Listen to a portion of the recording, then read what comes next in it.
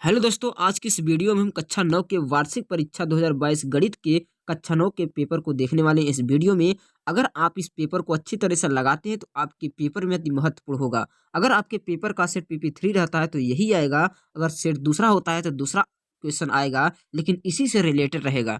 देखते हैं, इसमें पहला प्रश्न दिया है कि यक्स की पावर 4 प्लस 4 को पूर्ण वर्ग बनाने के लिए इसमें क्या जोड़ा जाएगा। तो इसमें पूर्ण वर्ग कैसे बनाएंगे। यक्स की पावर 4 दिया है तो आप यक्स का पावर 4 को यक्स स्क्वायर का होल स्क्वायर कर दीजिए और 2 की स्क्वायर को 2 का स्क्वायर कर दीजिए 4 के। तो a square plus B square सूत्र होता है square plus B square plus 2ab। तो लिखेंगे 2, ए का मान है यक्स स्क्वायर, बी का मान है 2, तो 2 दूनी 4 यक्स स्क्वायर। आपको इसमें क्या जोड़ना पड़ेगा, 4 एक्स स्क्वायर जोड़ना पड़ेगा। Option number A is right answer. Next प्रश्न देखते हैं कि 64 के पावर 1/2 का मान ज्ञात कीजिए। अगर किसी संख्या की घात 1 हो, 1/2 हो तो उसका वर्गमूल निकालते हैं। 64 का मतलब हो जाएगा 64 का वर्गमूल रूट में 64, इसका वर्गमूल निकालेंगे तो कितना आएगा, 8 सेमी आएगा। इसका ऑप्शन नंबर कौन सा सही है, ऑप्शन नंबर ग इज राइट आंसर।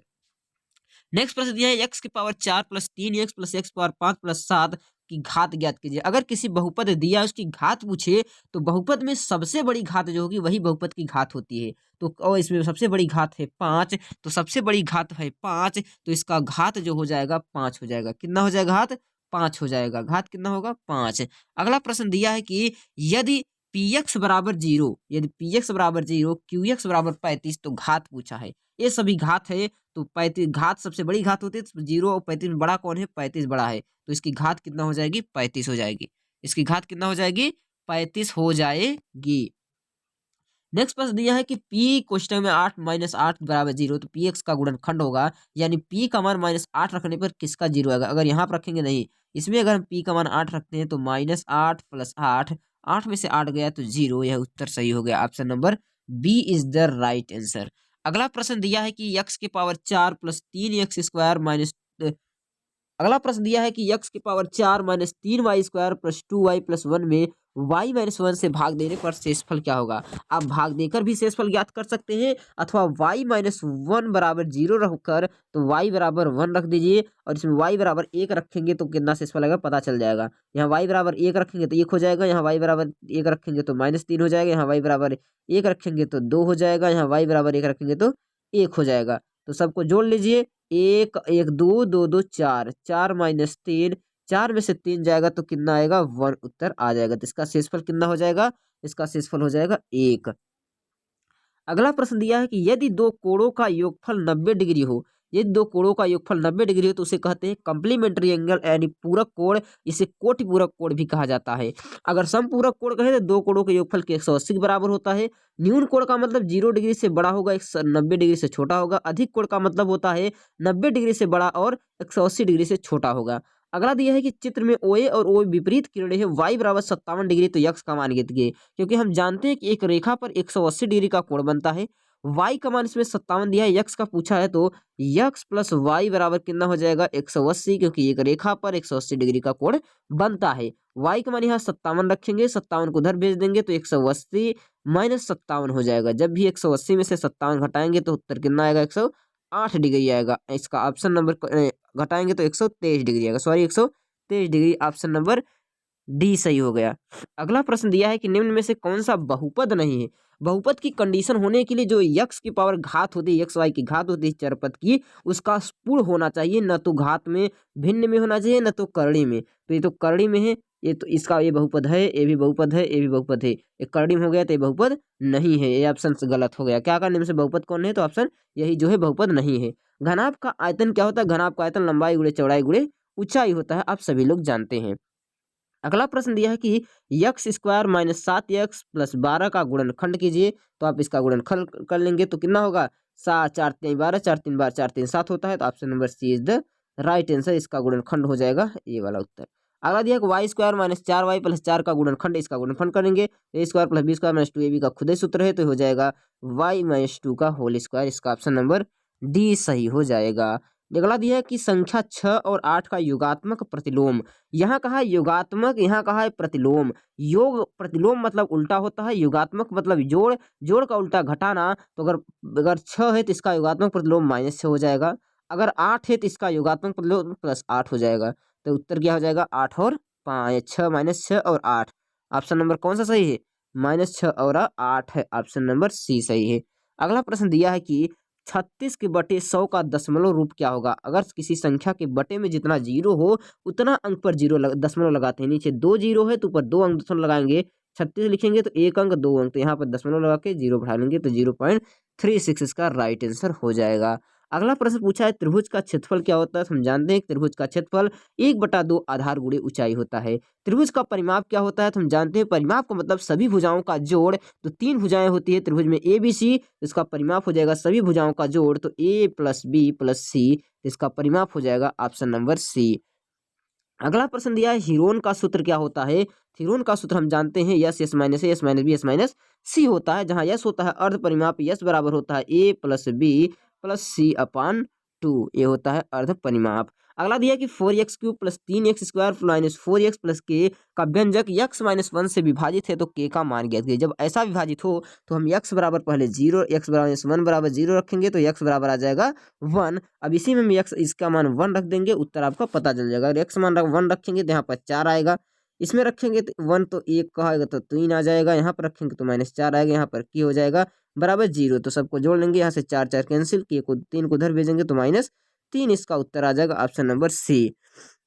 अगला अगला प्रश्न दिया है कि 49y² माइनस 56yz को पूर्वक बनाने के लिए इसमें क्या जोड़ाएगा? तो 49 दिया तो 49 का स्क्वायर होता है 7, 7y का स्क्वायर आप कर सकते हैं। 49 यानी a² plus b² minus 2a भी होता है तो -2, a का मान 4y, b का मान की देखो 4 4 दूनी 8, 8 सते 56 होता है, आप इसको गुणा कर लेंगे, ये 7 है, यहाँ पर 7 है, कितना है 7, तो 7 दूनी 14, तो 14 में कितने का गुणा करें 56 हो जाए, 14 चौका 56, 4 का स्क्वायर 16, तो 16z² इसका हो जाएगा उत्तर। अगला क्या है कि इसका गुणनखंड क्या होगा? तो आप इसमें से 2 कॉमन कर लेंगे तो यहाँ से बचेगा 3x minus 4y, 3x minus 4y इसका क्या हो जाएगा उत्तर, option number A is the right answer. अगला प्रश्न दिया कि सभी खंड को हल कीजिए, इसका गुणनखंड करना है। क्या करना है? 21 नंबर का गुणनखंड करना है, तो इसमें a² b minus x minus 1 है, इसमें आप क्या इसमें जो जो मिल रहा है इसको कॉमन कर लीजिए, a भी मिल रहा है 1 माइनस x भी मिल रहा है, इन दोनों को कॉमन करेंगे तो यहाँ बचेगा क्या, a बचेगा b बचेगा और यहाँ से -1 बच जाएगा, इसका क्या हो गया ये गुणनखंड हो गया। अगला प्रश्न दिया कि बहुपद p x के पावर 4 प्लस 1 को बहुपद g x प्लस 1 से भाग दीजिए, आप इसमें से भाग दे देंगे। अगला प्रश्न दिया कि जांच कीजिए कि -2 और +2 बहुपद x प्लस 2 के शून्यक हैं या नहीं। शून्य ज्ञात करने के लिए हम पहले क्या करेंगे, x का मान पहले माना कि x बराबर -2, इसमें रख देंगे x प्लस 2, अब अगर बराबर 0 आ जाता है तो शून्यक है, नहीं तो नहीं है, -2 + 2 बराबर 0, तो एक शून्यक है, और लेकिन 2 रखेंगे तो 4 हो जाएगा, तो ये 2 शून्यक नहीं है, लेकिन -2 शून्यक है। अगला प्रश्न दिया है कि निम्नलिखित संख्याओं में धन पूर्णांक ज्ञात कीजिए। धन पूर्णांक का मतलब जो प्लस में है उसे को छाट लेना, जो प्लस प्लस में है उसको छाट लो, जो माइनस में उसको छोड़ दिया जाए। अगला प्रश्न दिया है कि सभी खंड को कीजिए, यहाँ पर आपको एक चित्र दिया है, इसको क्या करना है, हल करना है। x और y का अनुपात 2.3 दिया है, अनुपात में जब दिया रहे तो इसको कुछ मान लेते हैं, यहाँ पर x दिया है तो आप कुछ दूसरा मान लीजिए, x दिया है तो आप a मान लीजिए, क्या मान लीजिए a, हम मान लेते हैं 2a है तो इसको मान लेते हैं 2a, 3 है तो मान लेते हैं 3a, इन दोनों को जोड़ देते हैं, एक रेखा पर 180 डिग्री का कोण बनता है, तो 3 2 5 a बराबर हो जाएगा 180, तो 5 से कटाएंगे तो 180 में 5 तो कितनी बार जाएगा, कटा देंगे तो आप 36 बार चला जाएगा, 36 का गुणा 2 में 36 दूना 72, 36 3 108, आपका उत्तर इतना आ जाएगा। नेक्स्ट प्रश्न दिया है, अगले प्रश्न की ओर हम चलते हैं। अगला प्रश्न दिया कि एक वृत्त की त्रिज्या 5 सेमी है, जीवा की माप ज्ञात कीजिए जबकि जीवा वर्ग के केंद्र से 4 सेमी की दूरी पर है। कहा एक वृत्त, तो हम सबसे पहले एक वृत्त ऐसे बना लेते हैं, ये मानते हैं वृत्त हो गया, एक जीवा खींच दिए ए बी, ये जीवा हो गया ए बी। कह रहा है कि वृत्त के केंद्र से लंब डाला जाता है, इसको मान लेते हैं त्रिज्या हो गया, लंब है 4 सेमी, लंब है 4 सेमी, त्रिज्या है 5 सेमी। तो आपको पहले क्या करना है, इसकी लंबाई ज्ञात करके इसमें 2 का गुणा करना है, 4 3 का त्रिकोण होता है, त्रिकोण में मतलब इसका हो जाएगा, इसका हल करेंगे पाइथागोरस नियम से 3 आएगा, 3 3 6, इसका उत्तर कितना आ जाएगा, दूरी पूरा 6 आ जाएगा। अगला देखिए कि त्रिभुज का आधार 60 मीटर है और सम्मुख डाले गए लंब की माप 40 मीटर है, तो उसका क्षेत्रफल ज्ञात कीजिए। तो हम जानते हैं त्रिभुज का क्षेत्रफल होता है 1/2 आधार गुणे ऊंचाई, तो आधार का मान इसमें किया दिया है 60, लंब यानी ऊंचाई का मान दिया है 40, तो हल कीजिए 2 1 का 2, 30 दूनी 60, तो 4 3 12, 1200 सेमी स्क्वायर इसका क्या हो जाएगा, क्षेत्रफल हो जाएगा। अगला प्रश्न दिया कि क्रिकेट गेंद का व्यास 14 सेमी है तो उस गेंद का वक्र पृष्ठ या आयतन ज्ञात कीजिए। तो आप ज्ञात करने गोले वो गेंद क्या होगा, गोला होगा, गोले के माध्यम से हल कर लीजिए। घन का आयतन दिया है इतना, घन के माध्यम से आप ज्ञात कर लीजिए। क्या है कि एक घन का आयतन ज्ञात कीजिए जिसका विकर्ण 10 कड़ी में 3 है। तो घन का विकर्ण होता है 1 कड़ी में 3 बराबर दिया है 10 कड़ी में 3, कड़ी 3 कट जाएगा तो ए बराबर आ जाएगा 10। तो घन का आयतन होता है भुजा क्यूब, तो 10 का क्यूब कर दीजिए, 10 का क्यूब करेंगे तो 1000 आपका उत्तर आ जाएगा। ये हो गया इसका आयतन। अगले प्रश्न की ओर देखते हैं। अगला प्रश्न दिया है कि एक बेलन के आधार का क्षेत्रफल 16 पाई वर्ग सेमी है और आयतन इतना है, तो बेलन की ऊंचाई ज्ञात कीजिए। तो आधार का क्षेत्रफल यानी बेलन का जो आधार होता है, जैसे मान लीजिए ये बेलन हो गया, ये क्या हो गया, बेलन। तो बेलन का आधार किस आकार का होता है, वृत्त के आकार का होता है। तो वृत्त का क्षेत्रफल होता है पाई आर स्क्वायर। तो पाई आर स्क्वायर का मान दिया है 16 पाई। यहाँ से पाई पाई कट गया तो आर स्क्वायर बराबर 16। तो स्क्वायर से इधर रूट लगेगा, हो जाएगा 4। इसका उत्तर वर्गमूल कितना आएगा, 4। यानी त्रिज्या आ गई 4 और उस क्षेत्र पर आपको क्या करना है, बेलन की ऊंचाई ज्ञात करना है। तो बेलन का हम जानते हैं आयतन होता है पाई आर स्क्वायर एच। बेलन का आयतन भी बराबर पाई आर स्क्वायर एच। तो आयतन दिया है 112 सेमी बराबर पाई आर का मान मैंने 4 पाया तो 4 का स्क्वायर एच का मान ज्ञात करना है। पाई पाई कट गया तो 4 चौके 16, 112 में आप 16 का भाग दे दीजिए तो आपका उत्तर आ जाएगा। अगले प्रश्न की ओर चलते हैं कि त्रिभुज का क्षेत्रफल निकाले जिसकी भुजाएं 21 मीटर, 17 मीटर और 10 मीटर हैं। तो क्षेत्रफल निकालने के लिए आप हिरोन का सूत्र लगा देंगे। त्रिकोण का सूत्र होता है ए बराबर करड़ी में yes minus A, S minus B और यस माइनस सी। इस पर आप रख देंगे, आपका उत्तर आ जाएगा। जहां यस बराबर होता है ए प्लस बी प्लस सी अपान 2 यानी अर्ध परिमाप। नेक्स्ट प्रश्न दिया है कि सिद्ध कीजिए कि वृत्त के केंद्र और जीवा के मध्य बिंदु को मिलाने वाली रेखा जीवा पर लंब होती है। आप सिद्ध कर लेंगे, बहुत सिंपल सवाल है।